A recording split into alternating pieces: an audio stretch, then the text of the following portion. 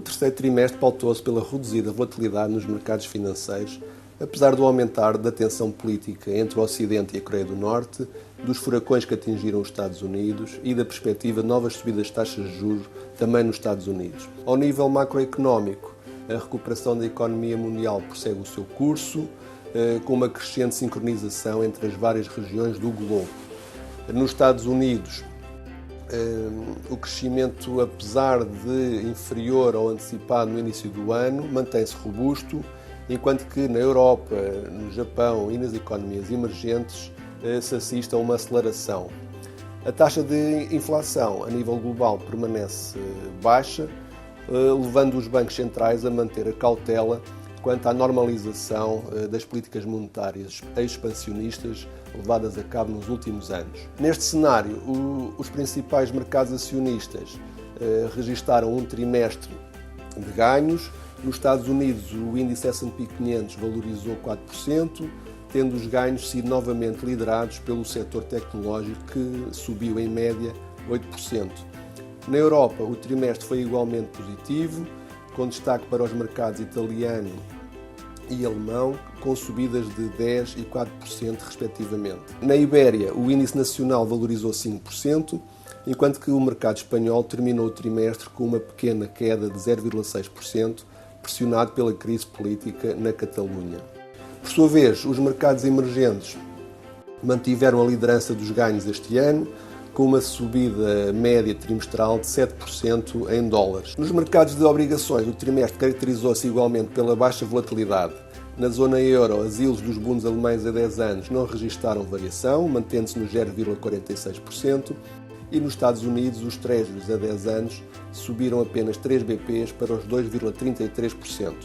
O grande destaque do trimestre vai para Portugal e para a subida do rating de crédito pela agência S&P para Investment Grade, que reconheceu desta forma o bom momento que a economia portuguesa atravessa. Consequentemente, a yield a 10 anos das obrigações do Tesouro caíram 64 BPs para os 2,4%. Por último, nos mercados cambiais, o euro registrou mais um trimestre de ganhos, com uma subida de 3,4% face ao dólar americano, refletindo igualmente o otimismo quanto à recuperação económica em curso nesta região. Tal como referido, no terceiro trimestre não se registaram grandes variações nos mercados financeiros. Como tal, o nosso outlook e a alocação de ativos recomendada permanece praticamente inalterada. Na nossa opinião, apesar dos bons resultados empresariais esperados para este ano, as bolsas continuam a adiantar-se aos resultados e a refletir uma elevada dose de otimismo sobre alguns fatores de incerteza que, na nossa opinião, ainda persistem, como, por exemplo, a saúde da economia chinesa, a execução do programa económico do presidente Trump e a tensão política entre os Estados Unidos e a Coreia do Norte, e também a normalização das políticas monetárias nas principais economias mundiais. Deste modo, mantemos uma alocação de ativos defensiva, combinando estratégias e setores mais cíclicos com outros de menor beta. Mantemos igualmente a preferência pelos mercados acionistas europeus e, em particular, pelos mercados ibéricos. A economia europeia atravessa um bom momento e as avaliações permanecem mais baixas na Europa quando comparadas com as avaliações dos mercados americanos. Por sua vez, nas obrigações, mantemos um risco de taxa de juros baixo e a opção por obrigações de dívida privada e dívida emergente.